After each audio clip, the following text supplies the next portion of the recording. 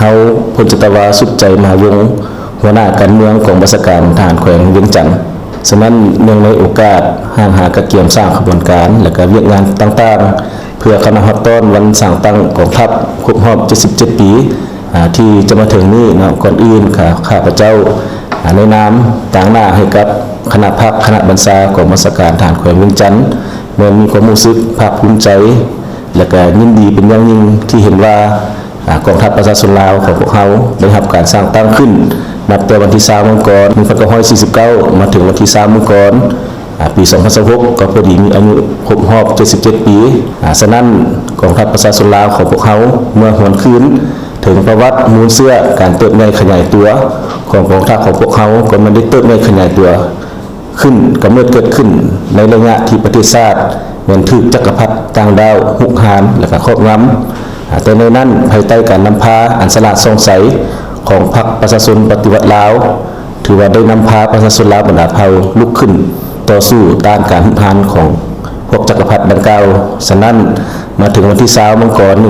1949 ถือว่ากองทัพลาวอิสระก็ได้รับการสร้างตั้งขึ้นซึ่งเป็นต้นกำเนิดของกองทัพประชาชนลาวในปัจจุบันโดยแม่นประธานเกษรพรหมวิหารเป็นผู้นำพาสร้างตั้งภายหลังที่กองทัพประชาชนลาวเขาได้รับการสร้างตั้งขึ้นก็มันได้รับหน้าที่และก็ภารกรรมประวัติศาสตร์อันหนักหน่วงก็คือนำพาปวงชนลาวในการลุกฮือขึ้นต่อสู้ต้านกับจักรพรรดิผู้หุกหานทั้งเก่าและทั้งใหม่จักรพรรดิที่มีกำลังมีพาหนะการประกอบที่เหนือกว่าเพื่อพร้อมกันต่อสู้ปกปักรักษาเอกราชญาติเอาความเอกราชมาสู่ประชาชนฉะนั้นกองทัพของพวกเขาก็ได้พร้อมกับประชาชนลาวบรรดาเผ่าต่อสู้อย่างพิราอาถรรพ์จนสามารถนำพาประเทศชาติญาติได้เอกราชและก็ปลดปล่อยสถาปนาประเทศชาติสร้างตั้งระบบใหม่ระบบสาธารณรัฐประชาธิปไตยประชาชนลาวขึ้นในวันที่2 ธันวาคม ปี 1975และก็ได้สืบต่อนำพาปกปักรักษาและก็เสริมขยายมูลเสื้อของกองทัพปฏิวัติของกองทัพประชาชนลาวอันดีงามมาถึงปัจจุบันและก็เฉพาะกำลังท้องถิ่นของเวียงจันทน์ของพวกข้าพเจ้าก็เป็นหนึ่งในบรรดาหัวหน่วยการจัดตั้งที่ขึ้นกับกองทัพประชาชนลาวและมีหน้าที่รับผิดชอบในการเป็นเสนาธิการให้กับคณะพรรคกระทรวงป้องกันประเทศก็คือคณะพรรคองค์การปกครองท้องถิ่นของเวียงจันทน์ในการพันขยายแนวทางป้องกันชาติป้องกันความสงบทั่วประเทศฮอดด้านและก็นำพาปรับปรุงกำลังให้มีความหนักแน่นเข้มแข็งพร้อมทั้งรับประกันเฮ็ดให้สภาพดูท้องถิ่นของเวียงจันทน์มีความสงบอย่างหนักแน่นและในโอกาสอันสง่าราศีนี้ข้าพเจ้าก็ขอแสดงความรู้สึกผู้บุญคุณเป็นอย่างสูงมาย้ำการนำพรรครัฐ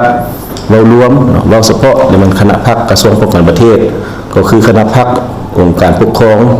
แขวงเวียงจันทน์ที่ย้ำใดก็ให้ความเอาใจใส่และก็ให้การชี้นำอย่างใกล้ชิดติดแท้ต่อกับกองบัญชาการทหารแขวงเวียงจันทน์ตลอดมาและก็ในโอกาสนี้ขออวยพรบรรดาการนำพรรครัฐจงมีสุขภาพแข็งแรงมีพลังในสมบูรณ์เพื่อสืบต่อเฮ็ดสำเร็จหน้าที่อันมีเกียรติของบรรดาท่านและพร้อมกันนั้นก็เพื่อสืบต่อชี้นำพากองทัพประชาชนลาวให้นับมือเติบใหญ่เข้มแข็งกลายเป็นกองทัพปฏิวัติมีระเบียบแบบแผนทันสมัยและในโอกาสนี้ก็ขออวยพรไซมายังบรรดานายและพลทหารทุกคนหน้าอยู่ในกองทัพประชาชนลาวก็คือบรรดาสหายรวมทั้งผู้ที่เจ็บป่วยรักษาตัวหรือว่าผู้ที่ปฏิบัติหน้าที่อยู่เขตทุรกันดารห่างไกลโศกลี่ก็จงพร้อมกันมีสุขภาพแข็งแรงและก็สืบต่อเฮ็ดสำเร็จหน้าที่ที่การจัดตั้งมอบหมายให้สมกับว่าเป็นกองทัพปฏิวัติกองทัพประชาชนเพื่อประชาชนโดยประชาชนขอขอบใจ